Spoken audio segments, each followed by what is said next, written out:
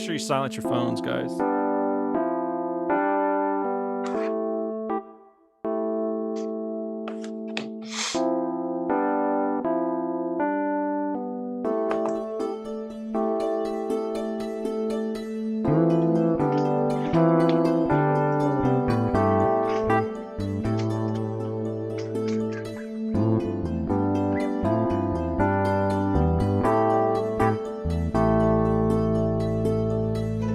I don't know if you can hear this music, Troy, but I wrote this.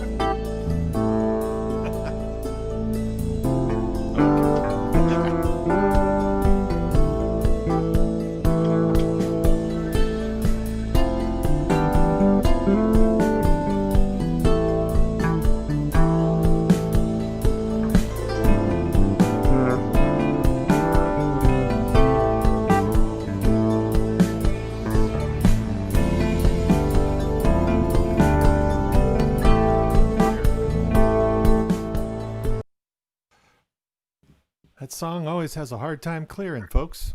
Ladies and gentlemen, from the hidden secret studios somewhere near the square in Denton, it's the Live AV Tech Podcast with your Thursday host, Mark Milan. Today's guests are director and producer Troy Hicks and panelists Jason Keys, Matt Snow, and Stephanie Nassell. Stephanie Nassell. Ha ha. So here's your host, Mr. Mark Milan. What is up, everybody? God, I love Mickey, man. That guy is the best. I love his energy. Well, I'm glad to be here tonight. This is round 2 for me. So appreciate Mickey for having me out. Really excited to talk to Troy tonight. After the first show that we did with Jeff Pierce, actually Troy gave me a call and we ended up talking for like an hour and a half. So hopefully we can keep it under an hour tonight. We've got a lot of stuff to talk about. We talked a little bit today too about tonight's call, and we just picked right back up and just kept on going. So real excited. For you that don't know Troy, Troy is everything, man. Troy is a director. He's a producer. He is a musician. He's a dancer. He's an actor. This guy does it all. So somebody that I really admire and what he's doing in this industry and everything I've seen him do, he does it the right way. He goes about it and has a real level of professionalism. So excited to talk to him tonight. But first, let's talk to our panel. What's up, guys?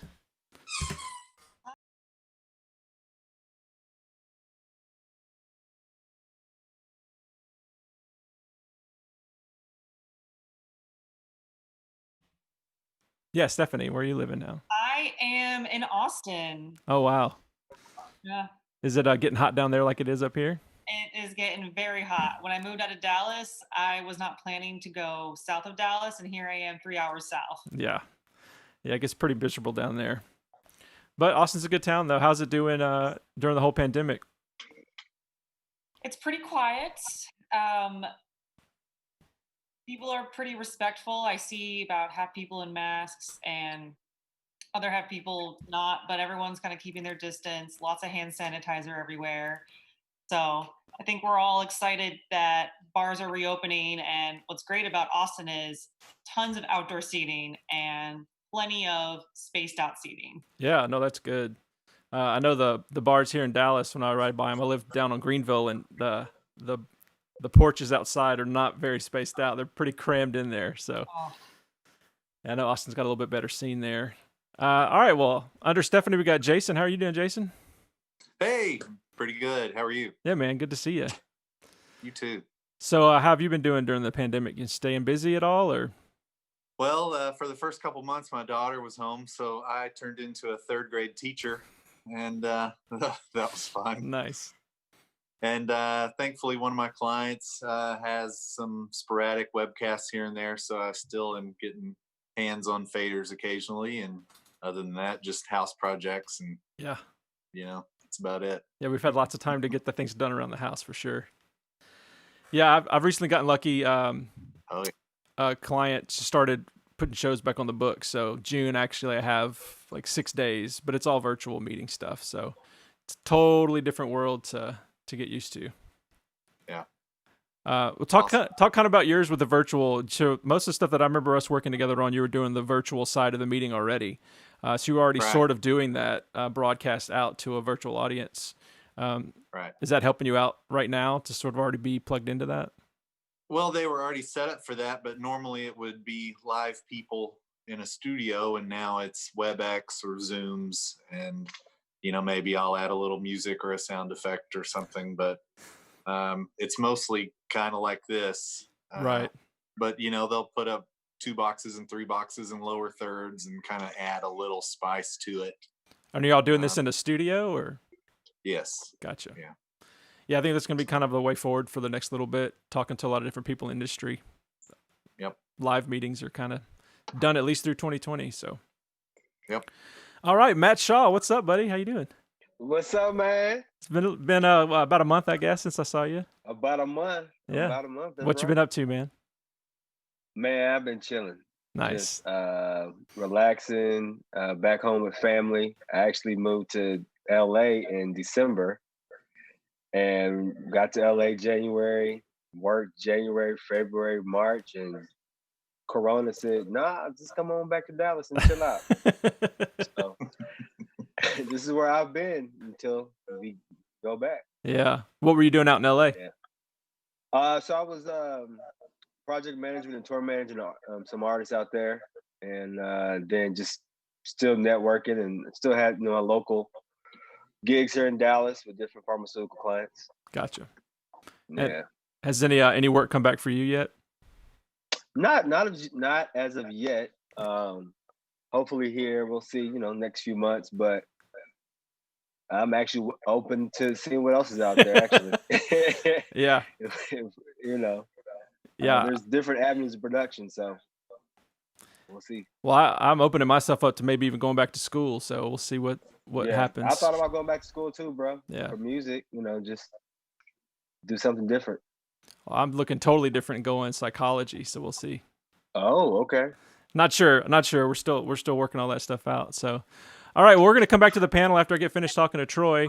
We can go and get ready to bring Troy in though. Troy, I've worked with for years. Back in the PSAV days, he was always on shows for me as a cameraman, with his partner in crime, and had many great conversations over the years. We never had any trouble talking, so I don't think we'll have any trouble talking tonight. So yeah, let's go ahead and welcome Troy Hicks. What's up, man? What's up, man? How you doing? Good, man. Good to see you. All right, it's always good to see you, man. I haven't seen you in, you know what? I don't know how long it's been. It's been a long time. It's been a long time, yeah. Because once I left PSAV, and then you started going off and hitting the road and doing different shows, I would see you every now and then at a concert or something, Yeah. Like, oh, that's Troy up there on camera too. So, how you been, man? What you been doing?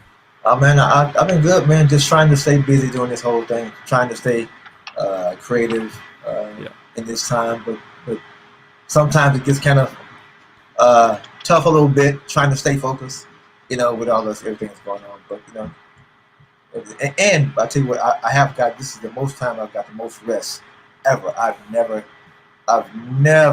got to sleep like this. So. Yeah, I'm sleeping hard, long, like dreams, like waking up feeling refreshed. Man, my blood pressure has been normal ever since I've been back. Like seriously. Yeah. Like for real, yeah. So I'm like, I guess we just had to rest more. We do, yeah. Kind of like what the earth is doing right now, taking a little time to heal, a little time to breathe.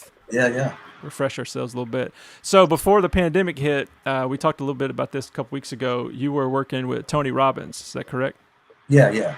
I shoot video for him. And you were traveling around all of his events? Yeah, a lot of them. Gotcha. And you were part of the inner team there with him, right? Working with him personally. Yeah. So what was that like? What's that like working on something like that, a huge scale production like that, traveling, setting up, going town to town? But then for you, you're on a different perspective because you're actually in with the guy that's the whole show. You're with the CEO. You're following him around. You're doing that kind of stuff. Can you kind of talk a little bit about that? Well, I mean, it's the whole thing. It was definitely it's interesting. It's a learning experience as well. And then like to get like the knowledge. To me, it was like a win-win. Because it's like I get to shoot, but then he has this large audience that everybody comes, they're paying to see, but I get to get it for free. You know what I mean? Yeah. So this all this information, I've been able to get it, and use it for myself. Yeah, talk about some of that. Talk about some of the things that you picked up there. We talked a little bit about that. Talk about how those things have impacted your life. Yeah, I mean, when it comes to like, because it's helped me kind of like focus in and dive in more on my projects and kind of really redefine really like who I am and what my purpose is, you know. And I've always been a person that's been a creative, but sometimes you got to kind of like uh, kind of ignore the negative, naysayers, you know what I'm saying, that you've been exposed to. As for me, it just kind of Yeah, yeah. it's helped giving me the extra push, you know, to fight through. Yeah, it's probably really easy to do when you're around that all the time and you're sitting there and you're a lot of stuff that we did on the corporate, you're filming somebody else's business, somebody else talking about their numbers, their goals, what they have in mind. But Yeah, here you're listening to a person that's talking to you, right? Like you could take everything he's saying and internally take that and go, oh, this is actually more than just filming. I'm yeah, actually taking something and taking it into my life. yeah. What would you say, if you could do one thing, if you could name one thing that you learned from traveling around with Tony Robbins that's helped you out the most, what would that be? You said the one Which thing. one? Just one thing. What's the one thing that you feel like you've taken to heart the most? Really, I would probably say like not to really blame people. You know what I'm saying? For you kind of like let it go and kind of like take that same energy and use it, apply it to push me, to do whatever I need to do. That's probably one of it. Nice. It's ultimately your responsibility, right? Yeah. It falls upon me, to Yeah. do what I have to do. And no one can stop me but me. And Yep. really, Yeah, one thing I always say is all you can do is all you can do, man. yep. That's it. When it comes down to it, you're the only one that can make that happen. Well, I want to take it back. Let's talk about your history. Let's talk about what Okay. got you to this. So to hear somebody's like, oh, this guy's on the production team for Tony Robbins, regardless of how you feel about Tony Robbins, that's next level. That's big time. That's show production at its largest. Yeah. Let's take it back to the beginning. Where did you get started in the industry? I went to I went to school at the Art Institute, and then I got out. And actually, me and Rick Killers were classmates. Yeah, we were classmates together. Wow! Shout out to Yeah. Rick if you're watching, buddy. What's up, Rick? We were classmates, and then so from there, I got out and I started working at the stagehand, like the union. And so I was doing like the concert stuff, and at the same time, I started working on like commercials and TV shows and stuff like that too. Like, even then. As a cameraman, then as well. Well, no, I didn't start as a camera. Yeah, I Gotcha. started out when I started working out in the camera. In the film and commercial business. I started out as a PA. Okay. Yeah. So I was a production assistant. So from the beginning, though, you're working on these projects as a stagehand. Yeah, it's stagehand and PA, and then I also I was also doing theater. So I did theater. So I was in the mix of all of them areas. So stage, theater, and then very little corporate. I would do a little bit of corporate, and then I would do camera on no show. And then I was one of the house video camera ops at what was called, it was Starplex Amphitheater at the time, way back. Yeah. So I was one of the house camera guys. So I got to do all the shows. I was excited, young. I could shoot all the rock and roll shows, all the hip hop shows, whatever kind of show it was. I didn't care. It was fun to me. Yeah. So that's where I gained a lot of my experience when it comes to shooting. And then it transitioned to the corporate AV. At the same time, I was still doing other productions at the same time. Yeah. So when you went to school at the Art Institute, were you going there to learn to be a cameraman, or what were you trying to go for then? No. At the time, well, let me back up even before I decided to go there, because I was an entertainer. I was a musician, and dancer and stuff too. So I decided when I got out of school, well, let me go to school so I can get some technical skills, and so at the same time, when I get out, I can still be in the business until I find out exactly what my path would be, so I can still be around the same people and actually learn from them. And that's really what happened, And so I just took that because I didn't really know, I knew I wanted to be, my first love was always entertainment, Yeah, musician and all that kind of stuff. But but the you have to be honest about it. You got to survive too. Yeah. You know, and so this is my way of, well, you know, I can still be a part of the industry while making money, and still hopefully I can make some connections along the same way to get me. Yeah. I can get somebody a CD. You know what I'm saying? You know, and I got stories about that, man. There was a time I gave my CD to certain people in the industry. I'm not gonna say their name, but then I go into the dressing room and my CD's in the trash. You know, you got to try, man. You got to try. Yeah, you got to try. You know, like, well, you know, I tried. You know, but now looking back, I realize that, you know, that's never the right time, because they're working. That's it. They're in their work mode. Yeah. You know, and so it's just like you go to somebody else at their job and try to bother them while they're at work. They're gonna kind of shoot you away because, hey, man, I'm working. Yeah. So, and that was something I learned along the way. Once you started working and realized then what that was like. Yeah. And somebody handed you their CD and you put it in the trash. Yeah. Man. Oh no, I didn't do that. I would never do that. When we were talking with Jeff Pierce, one of the things he said about, because he works at the Granada, and he said the Granada is a place either where you're on your way up or you're on your way down. So you have acts coming in that are new and young, and so they kind of got that like excited energy and they're ready to go. But then the next night you turn around, you got some band from the 80s that's kind of on their way out. You know, they used to play 40,000 seat arenas and now they're playing their Granada. And so having to deal with both of those energies, you got somebody there that's like excited.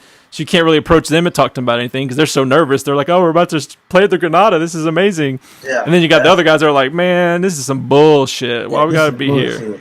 Yeah. We should be somewhere bigger than this. Right. So then imagine young rhythm boy coming up there and handing somebody a CD that don't even want to be there, right? Exactly. Yeah. That's awesome. Well, let's talk a little bit about that. Let's talk a little bit about your music. You've been working on anything new? Well, you know, I'm working on an EP, but right now I'm pausing it right now because I'm in pre-production for a movie that I'm shooting a film. Your second one, right? Yeah, my second one. Yeah. Because the first one's right there behind your Free Rider. The first one right there, it's the poster right there behind. You can see it, Free Rider. Starring Lorenzo Hunt and Jeffrey Peters. When are we gonna be able to see it? It will be on Amazon like any day now. I'm just waiting for them to put it on. So awesome. They can surprise me tonight or tomorrow and say it's there. And I'll be like, yeah. And that's your first film, right? Yes, it's the first full-length film. Well, it's a short. Yeah. Sorry, your first short film. Because most of to me, like watching your music videos, those are all kind of shorts as well. You're always kind of telling this story and bringing people on this journey. Actually, Mickey has been in some of those videos as well. Yeah, I tell you what, we had so much fun, and it was hot as, it was hot. It was hot as shit. It was so hot. Matter of fact, I thought I was gonna faint one time. I got so hot. We all in those costumes, man. Y'all were fully dressed up. Yeah, it was. I tell you what, Mickey. I'll tell you what. If it wasn't for Mickey made that whole video. You know what I'm saying? It's hilarious, man. Those dance moves. Man, you put my favorite ones on the cutting room floor, though. Did I?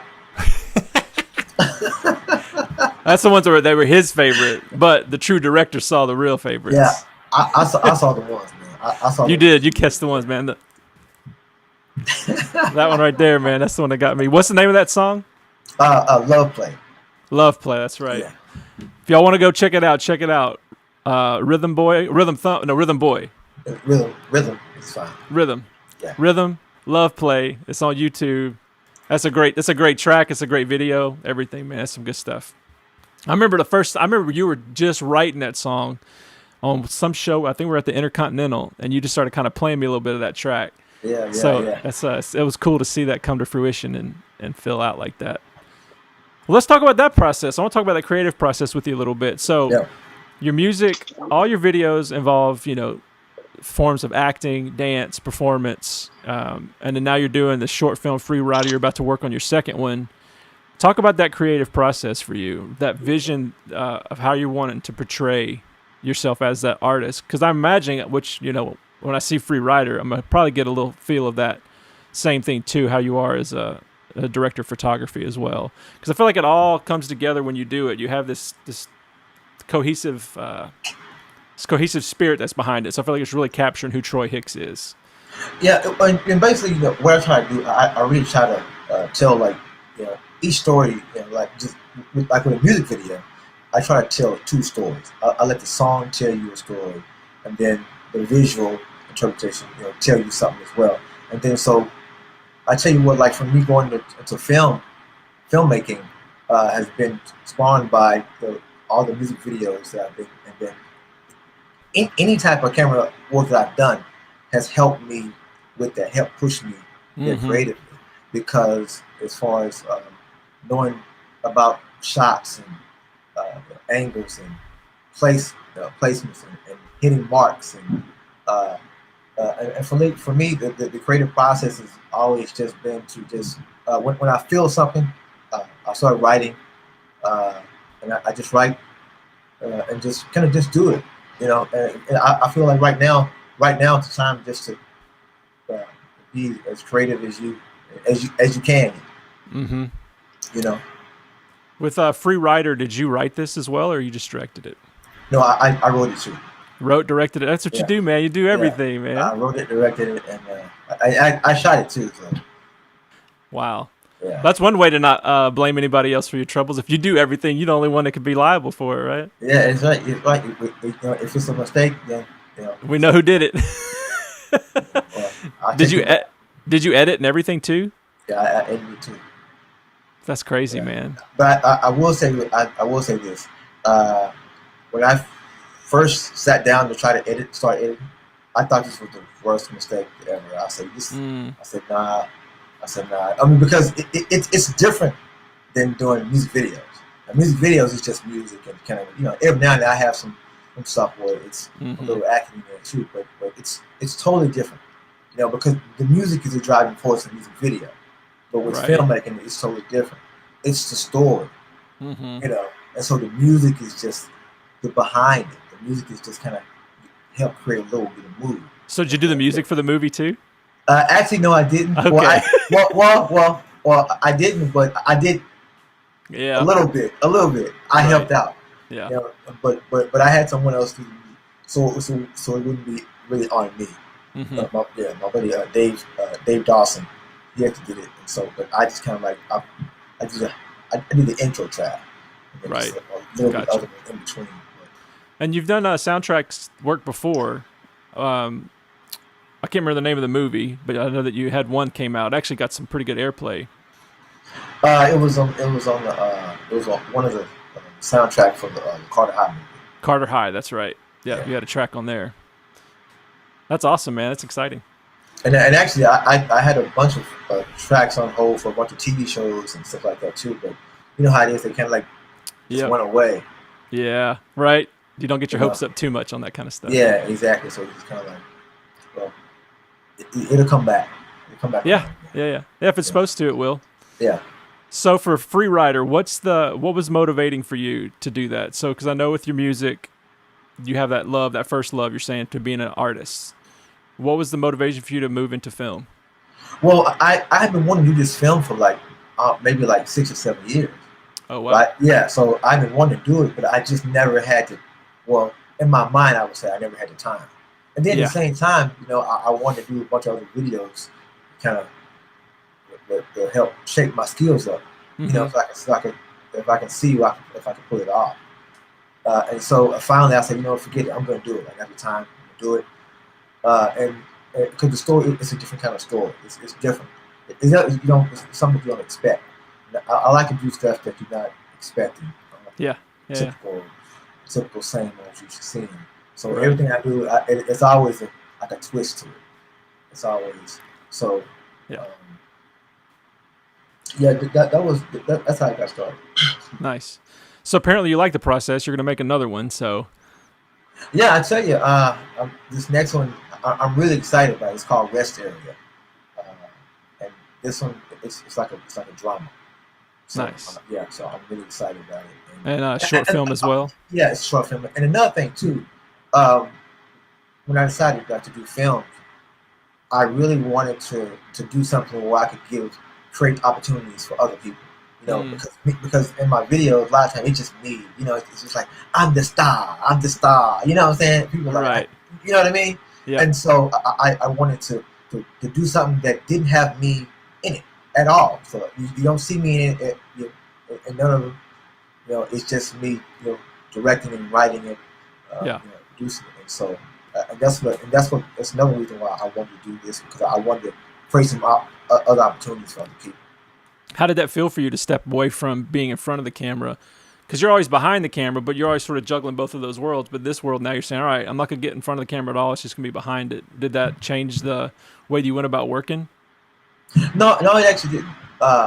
Because I'm pretty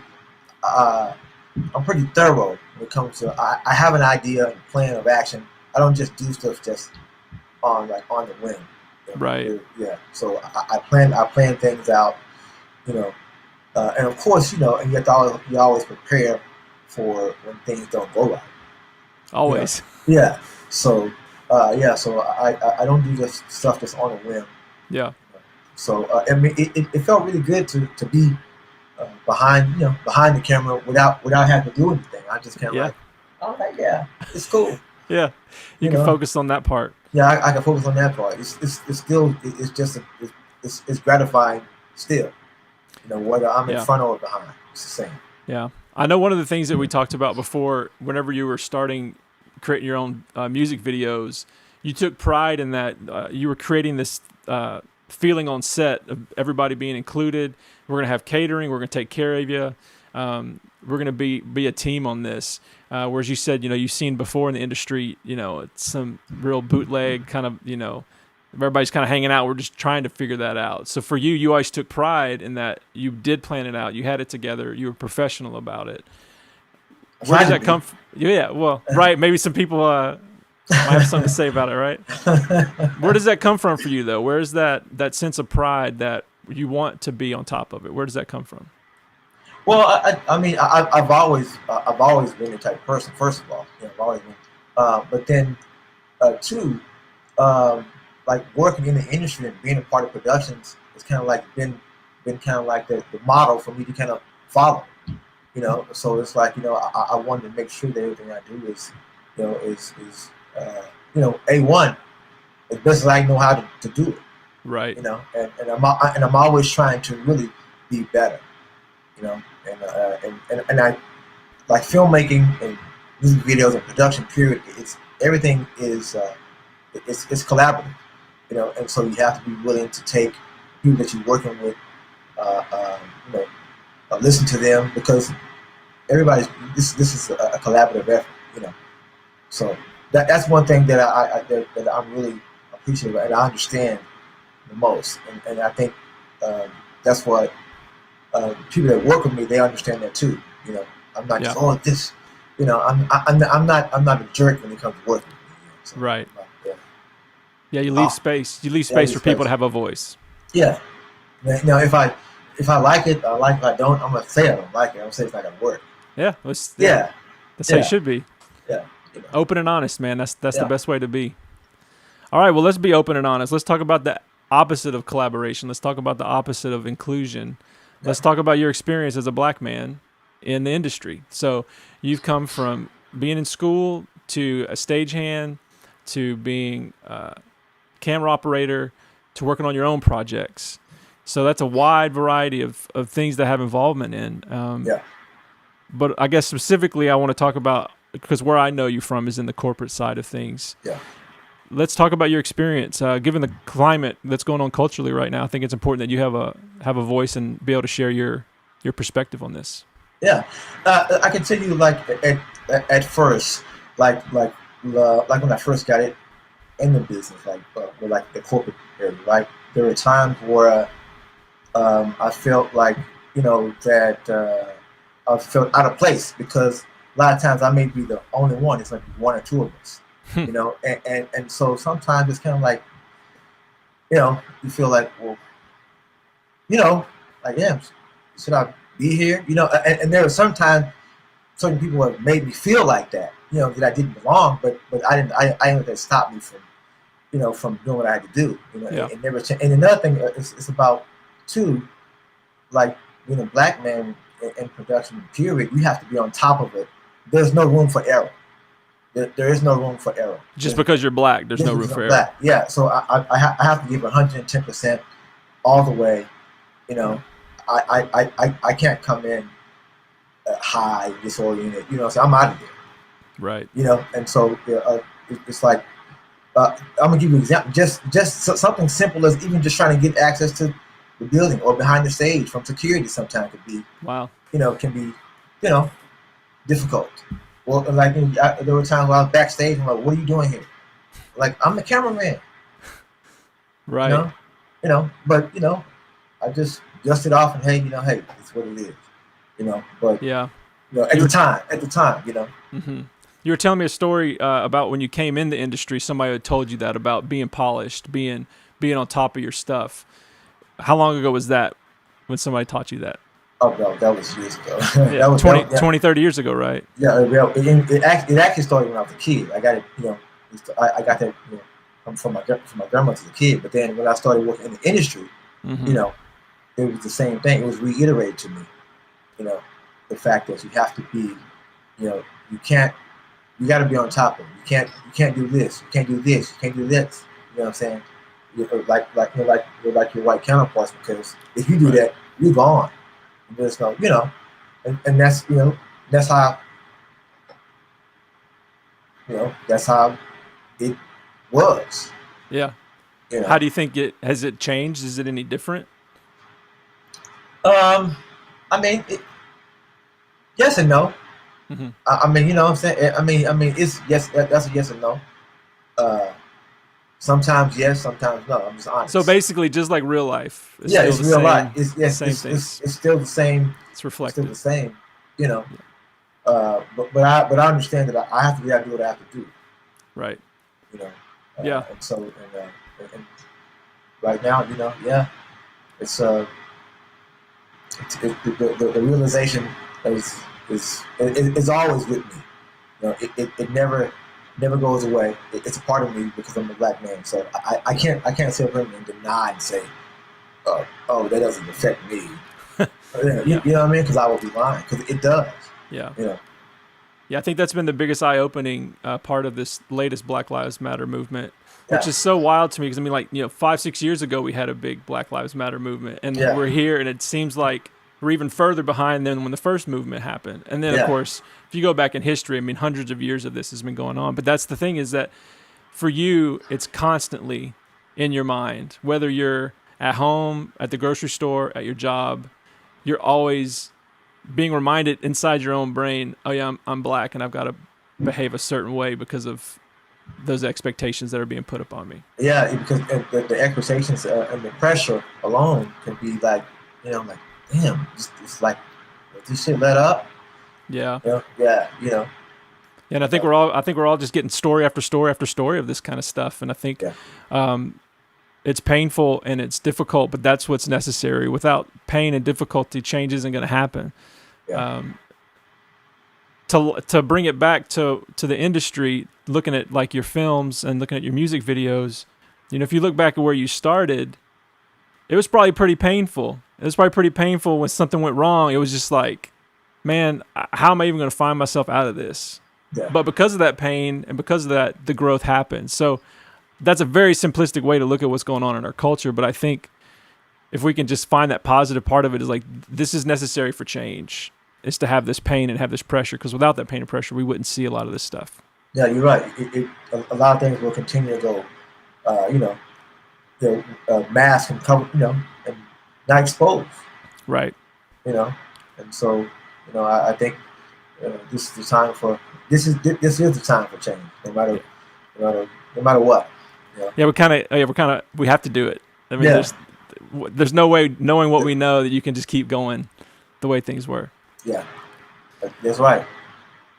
So let's talk a little bit about being a black artist. How does that influence how you create? So if you're talking about in your life and in your daily life and your work life, you're constantly reminded of how you need to behave differently, or how you need to be on top of things. But as a black artist, I'm curious. To me, it seems like it would give you this place to have freedom to express yourself and to kind of let go and be that expressive black man that you are. I'm curious, does that something that goes through your mind as you're thinking about creating this art? As an artist, well, I've always been in that space, as far as like being black and for me, I want to be able to inspire somebody, a black kid from wherever you're from, anybody, black, white, whatever. If you see me doing something that creating, then it's like it'll push somebody else into their destiny too. Well, they can say, well, if he's doing it, well shit, I can do it too. Yeah. Who are some of those artists for you? I'm sorry, what was that? Who were some of those artists for you that you saw doing it, made you feel like you could do it?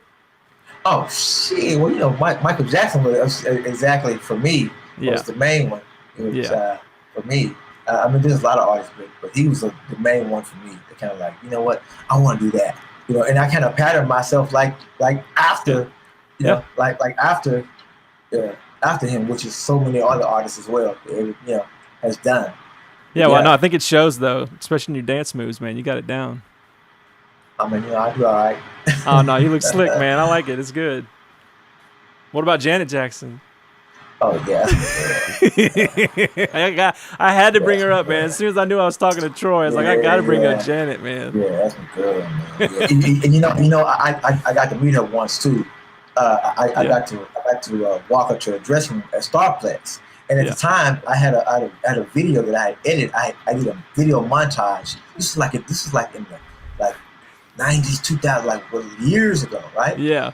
And so when her tours came through Starplex, and so I got to walk her to a dressing room, and at the time I was like, oh man, should I try to give her this montage video that I'd done to her, and I spoke to her when she got out of the car, and she said hi, but she's on the phone, so I was kind of like, oh, I was nervous, but I walked into the dressing room, and that was it.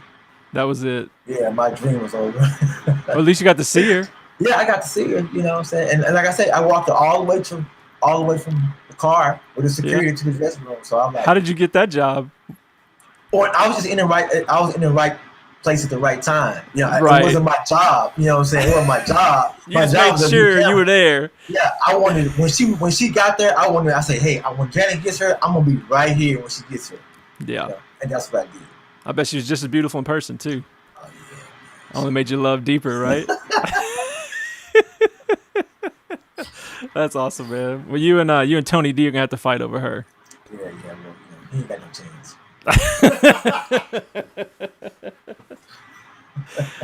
So before we get to the panel, I want to talk about your next project coming up. So you're shooting when next week? Yeah, I'm shooting next week. So how long have you been in the process of development for this film? Months. Because I've been, and we were originally supposed to shoot in April, but of course when pandemic happened, that stopped that. So but it's been wrote. I wrote it it's been done since last year. Mm-hmm. And so I was just trying to find the time to do it because I was still promoting the Free Rider because it's been in 10 film festivals across the country, and I've been traveling to film festivals. Nice. To see it, and I tell you, it was really gratifying to see my work on a huge screen like that. And then for me, this was totally the best form of a focus group that I could possibly have because because your friends and stuff, they're gonna tell you, oh man, I like it because they're gonna scared to hurt your feelings. Right. You know what I'm saying? They think you might get mad. But these people have no attachments to me, don't know me, don't know anything about my background, don't know anything about who the writer directors are. And so it's been really an amazing ride so far. And for me, it's the films and videos have really pushed me further in the music, but because of my visuals, that's got me a lot of exposure, because of it. So I think it's been great, man. So you obviously like the process. You're doing a second one. What are you going to do things differently on the second one? Are there things you're looking to improve on? Because I know that was one of the things that we talked about back in the day when you were doing your music videos. Is what you learned on the first one, you changed on the second. What you learned on the second, you changed on the third one. Yeah, there are a few mistakes that I made going the first one. I said, this one's going to be a lot better. Yeah. So this is going to be better. It's already, I'm telling you. So Nice. I'm really excited. Matter of fact, I went and got a new camera, everything. So this is like, I'm going in. With this. Going in, yeah. I'm going in. That's so, awesome. Yes. So that's exciting, man. Yeah. Well, to bring it back to corporate AV, which is kind of what ties us all together, how much of that do you still keep in the mix with your job flow, keeping money coming in and things like that? Is that still going to be a majority of your income, or are you looking to switch all completely to entertainment? I mean, I want to switch to total entertainment. I don't want to do nothing, but Yeah. It just depends, and also, I'm doing things on my own too. I have my own clients, that do projects and stuff for too, because I have my own gear as well. So yeah, I just try to do what I can. What are you hearing from Tony Robbins' team as far as getting those meetings back together and getting shows going again? Right now we don't know. Gotcha. Yeah. That's kind of where we're all at. We're all just kind of waiting to see what happens. Yeah, we're just kind of waiting to figure it out and see how things develop. Yeah. I got my fingers crossed, hoping things, get back, sooner. I think we all feel that a little bit. Because being like, I will say this about like quarantine. Like for me, being a producer and artist, we're used to being quarantined anyway. Because we're used to being in our room, locked in here, editing, recording. Yeah, I mean, so that part of it is not the big. Right. That's not the big adjustment. Yeah, that's not the big adjustment. So I'm used to this anyway. I'm used to being here working like I am. Yeah. So that's not really. It's just connecting with other people. Outside. Dealing with the mask, the whole mask and stuff like that. Yeah. So. Yeah, that's what's been nice about this podcast is getting on here and seeing familiar faces and talking to people. I think that's been nice. Well, let's go ahead and get ready to bring the panel back in and see if you guys have any questions that were sort of itching at you or if anything came up in the discussion that you want to talk to Troy about. What's up, Matt? Jason? What's up, Troy? What's up? And what's her name? Stephanie. Hey, Stephanie. I'm not sure if I know Stephanie. I'm pretty sure we worked together. We're probably like 10 You're years muted, ago. Stephanie. Oh, okay. Oh, never mind. Okay. I just can't hear you. Hi, Troy. Man. What's up, Jason? How you doing, man? Good. Man, it's good to hear your story. I got to tell everybody, certain holidays I'll get a text and I'll look down and it's from Troy, just checking in. I mean, one of the nicest guys in the business. Just, I had to share that a little bit on you, Troy. But it's great to hear your, what's that? No, I said thank you, man. You know what? I got that money for you later for that. Thank you. Thank you. Well, I'm curious. You obviously love entertainment and all this stuff. I'm cheering you on. I love to hear your music. I can't wait to see your movie. If you had to pick one between a Grammy or an Oscar, what would it be?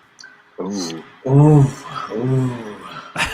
It's got to be Grammy, man. Oh man, yeah, it's got to be Grammy because for me, because that's because that's my first love, my passion.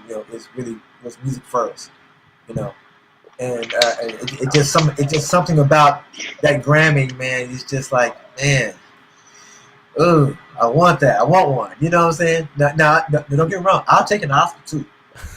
I'll take one. I'll take one. But I'm happy to go with Grammy first. Yeah. Awesome. Yeah. It sounds like you got your hands full of a lot of projects. How do you manage just your daily living and taking care of yourself and working on all these projects? Yeah, great question.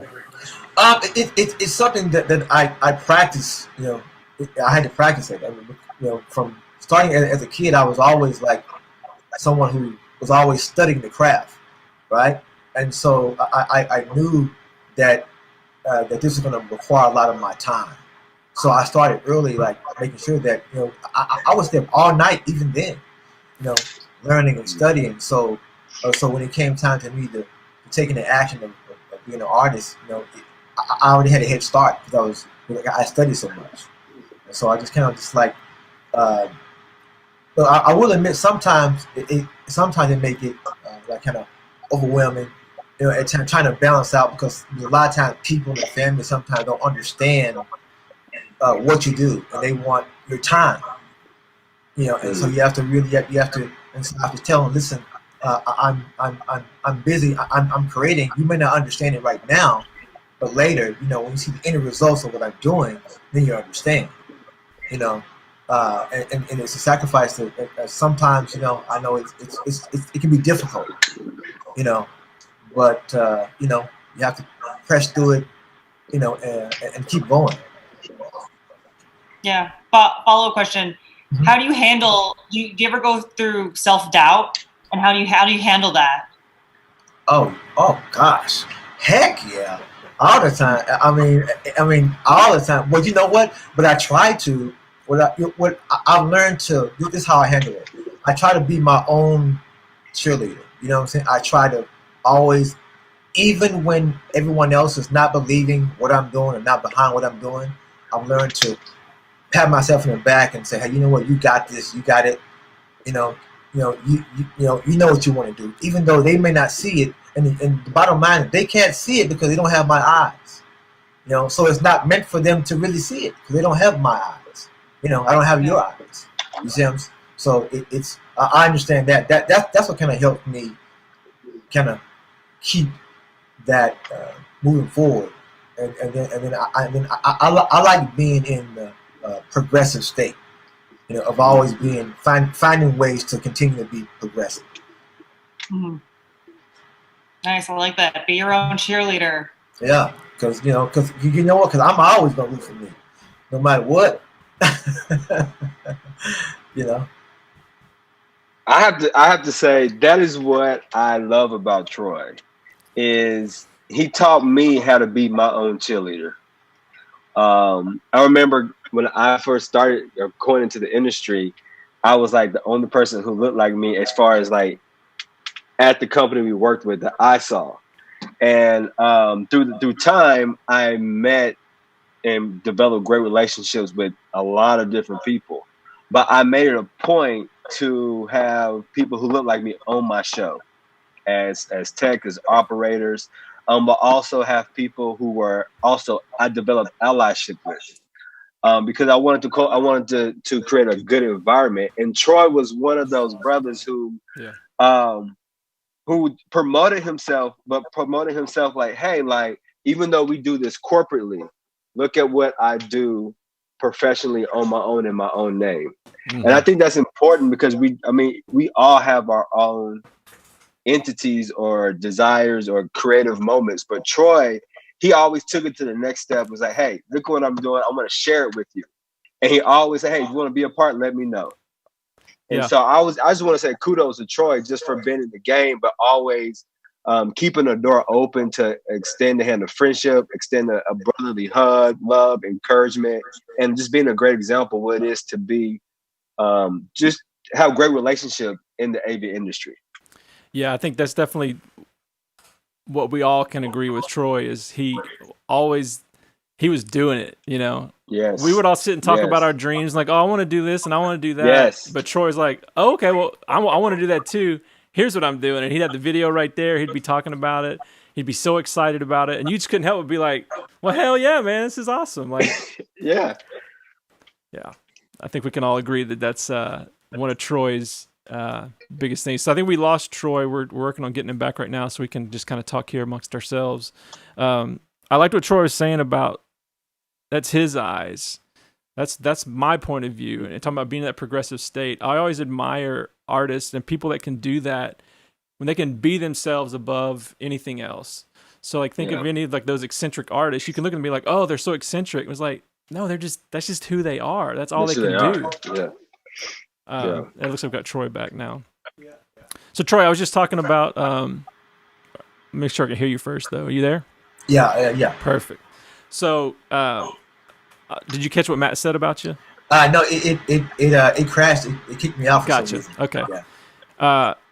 Matt, can you re-say that again? Because I really think it's important for Troy to hear that. Yeah, I basically Man, I'm trying to recall everything. You have to do everything, just highlights. It's You're good. right. In a nutshell, I'll say that Troy was a person who lived, like you said, he lived his dream out in front of us, and he encouraged each one of us to not just, even though we had a job, we had a task to do, but think outside of that moment, and create an opportunity, fulfill your dream, but also bring someone else in on your dream. And he always gave us the opportunity to be a part of his dream, and he shared his dream, and I admire that. Because being young and black in the industry at the time, I knew nothing. And Troy was one of the people who was there. It was the first cameraman I saw. He welcomed me, loved me, and he showed me what it is to dream and to fulfill your dream. Thank you, man. Appreciate that. So then what I was starting to say, Troy, was that I think that really touches on a lot of that, because what you did, you were always that person, you would talk about what you wanted to do, but then you were actually doing it. You know, we all sit around on these corporate shows and go like, oh man, it's a bunch of bullshit. Like, I wish I could do this, or I wish I could do that. And you'd say the same things, be like, yeah, but look what I did this weekend. And you show us the video. So you were always that one to take that action. Yeah. And I really believe that I've always wanted. I've always told people, listen, whatever you want to do, you know, there's nothing stopping you from doing it. You know, well, there's only one person stopping you. Yeah, and that's you. That's yourself. You know, and sometimes people are like, well, I wish I had more time. Well, I'm like, I had the same time you had. You know, my schedule is just as busy as you. I'm on the set 14 hours too. You know, and then but at the same time, you have to. If you really, what I've learned, if you really want to do something, you have to really put yourself in that place of action. You know, because it's not going to move itself. You know, and you have to learn to kind of be proactive and stop waiting for opportunities to come to you. You know, and I'm a firm believer of pushing yourself to create your own avenues. You know, and that's I'm blessed to kind of. I mean, I'm really blessed to kind of be in the spot to be where I am as a musician, as a producer, director. To me, this is a blessed spot to be in, you know, because I can do whatever I want to do. If I want to do music, if I want to do video, if I want to do film, if I want to, you know, this is like an empowering position to be in, you know. Hey Troy, on YouTube we got a comment. Kelly says that that Grammy might just get Janet's attention. Okay. Well, you know what? I'm finna work on that. You know what I'm saying? I'm working on that. I'm gonna work on that. That'd be way better than a video you could give her. I'm finna do some work. I'm finna work on that. You know what I'm saying? I'm work on that. You talk about your eyes being progressive. Yes. And I don't know if you caught me kind of getting into that, but that's, for me, one of the most admiring things I find about artists that are doing it their own way.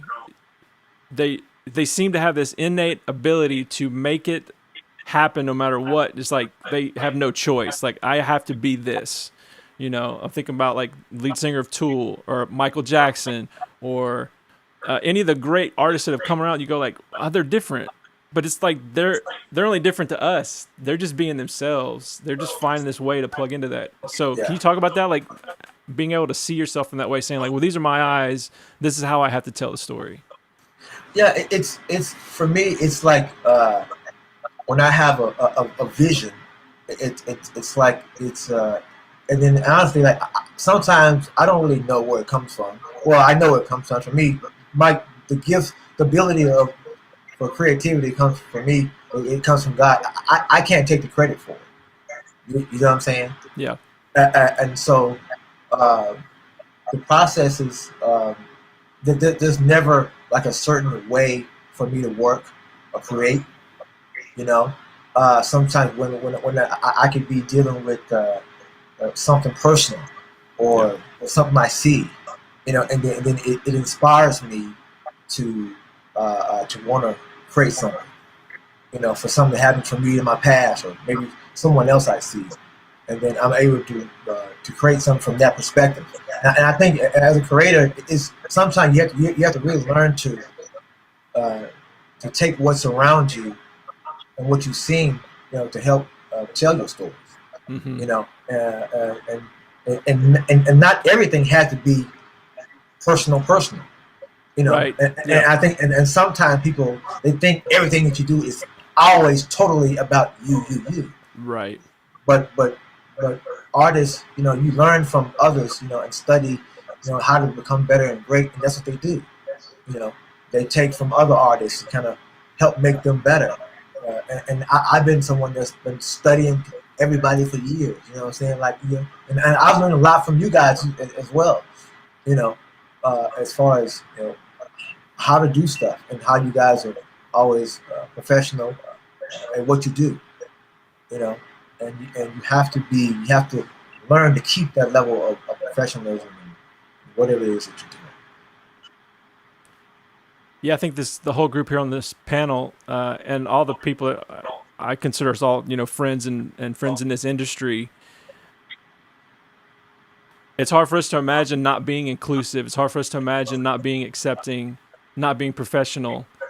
So when our eyes are open to this other world that's going on out there, it's just for a lot of, well, I'll say for me, because that's all I can speak to. It's Yeah. shocking. 'Cause it's just, you know, we were talking on the phone, you know, the different things that have happened to you in your career and talking about not feeling apart just because you're black. Like, Yeah.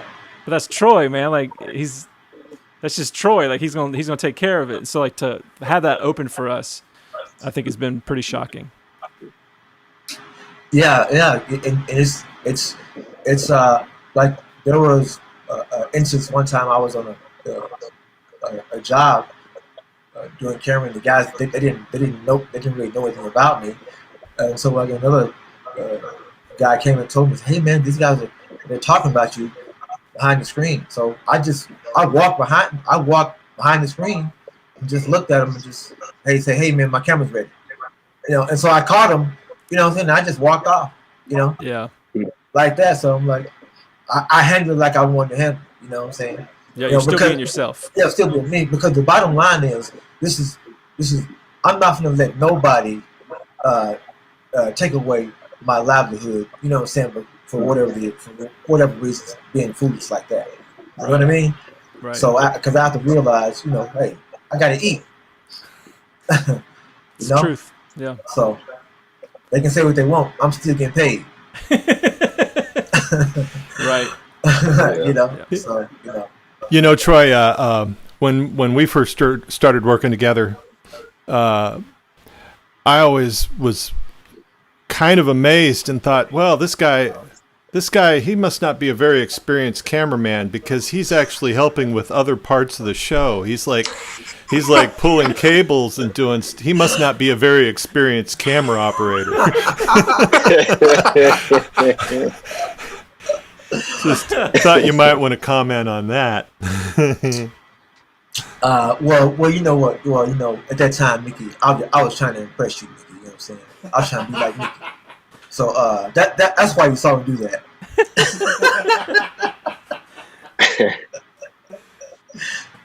Now, of course, now I'm like, no, I don't touch cables. Hey, my camera's wrapped up. I'm gonna get out of here. Yeah, my camera's done. Yeah. My accent, everything changes. You know, I'm out of here, guys. Thank you. Yeah, we need some help on pipe and drape if you're, you know, done with your camera. I'm sorry. What is that? Like pipe and drape. I'm like, I'm sorry. That stuff gets in my nose. The dust. I can't do it. Pipe and drape. So, does anybody on the panel you have anything else? I think this is great, and I love the call to action for being more inclusive. I think that's great. I think we can all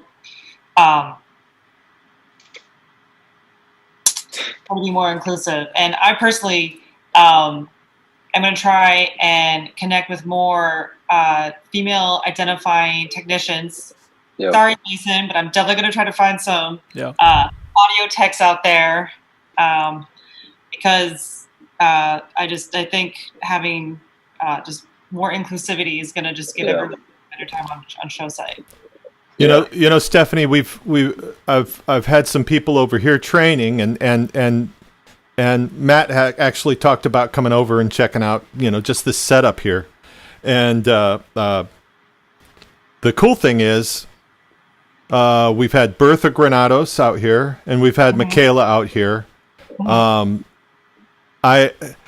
One thing that really has bothered me is that there's some really good female technicians out there who don't seem to be getting a lot of gigs. Yeah. Yeah. Yeah. I mean, outside of lighting designers, sorry. Yep. Yeah, absolutely. So not to go over 8, but one thing I'm trying to do is to join Facebook groups and trying to just network with more women who are in technical roles, not just in like producer designer roles. Yeah. All right, because you're so just everyone's friends. One question I have is how are you networking and how are you getting yourself out there other than just going on show site and connecting with people? Are you part of any kind of online networking groups? Yeah. Is that for me? Yeah. Oh, I'm sorry. Yeah. I'm in like a bunch of different groups on Facebook and Instagram when it comes to filmmakers, musicians and producers, and so we're always exchanging ideas and interests, and we also always trying to see check each other also on far as like, hey, what you guys working on? It's time to work. So just always trying to just stay busy. Yeah, but I do stay busy like that. Some forums and networks through Facebook, Instagram, and all that kind of stuff too. Yeah. Matt, are you trying to say something? Yeah, go. Oh yeah, I was just going to add that what I actually enjoy about our industry is the diversity. But also we all have worked for corporate production houses, corporate clients, and we understand the system in place that works against that, but we are all actually small businesses. And I think that's important to understand that each one of us is a small business, and we have these corporate houses, corporate production companies who utilize us, it's contractors, but we're a small business. Yeah. And we're a part of their team.